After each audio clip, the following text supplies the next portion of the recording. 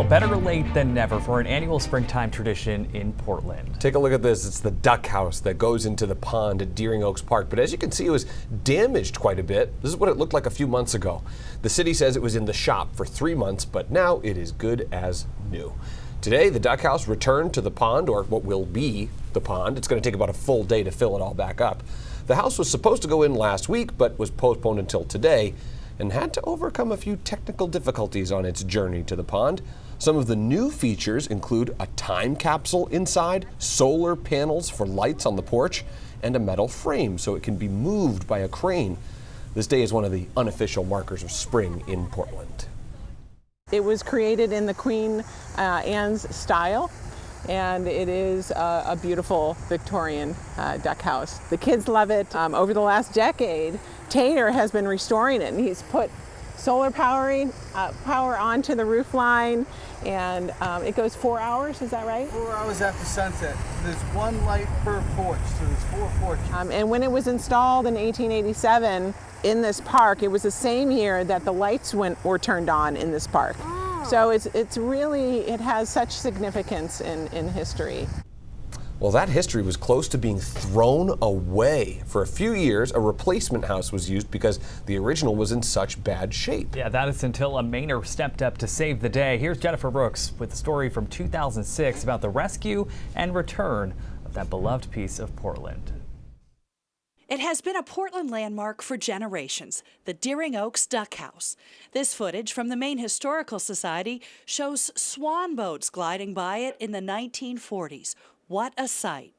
The years, however, were not kind to the little house. By 1987, it was in such bad shape that the city had a new duck house built for Deering Oaks. The original was destined for the dump.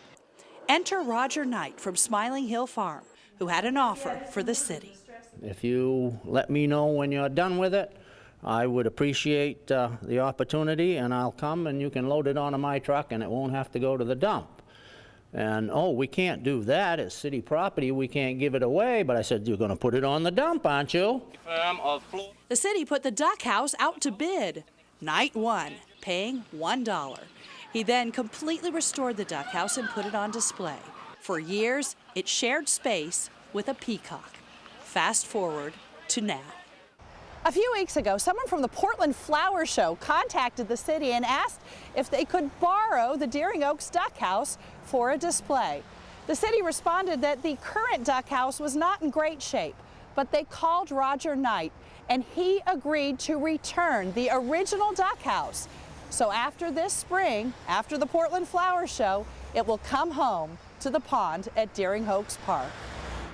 Last Friday, city employees rolled the original duck house into a workshop for some minor repairs. It needs new sills, some shingles, and a paint job, not much. Mr. Knight did a wonderful job with the work he did in his renovation. We wouldn't have it all if not for the work he had done. It was one of the most Roger Knight worries that putting the duck house back in Deering Oaks will take its toll again, but he is happy that kids will enjoy it again. I will say this, it was the most expensive duck house I ever got for $1.